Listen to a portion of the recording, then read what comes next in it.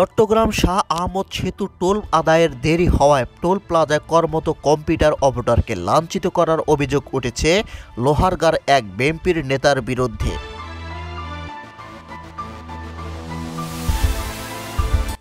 শুক্রবার ২৪শে জানুয়ারি দুপুর ১:৩০টার দিকে কর্ণফুলী মৈজারটেক টোল প্লাজায় এ ঘটনা ঘটে। অভিযুক্ত বিএনপির নেতার নাম নাজমুল মোস্তফা আমিন। তিনি লোহারগাঁও উপজেলা বিএনপির আহ্বায়ক ও জেলা বিএনপির সাবেক দপ্তর সম্পাদক। অপরদিকে ভুক্তভোগী কম্পিউটার অপারেটরের নাম মোহাম্মদ ইমন।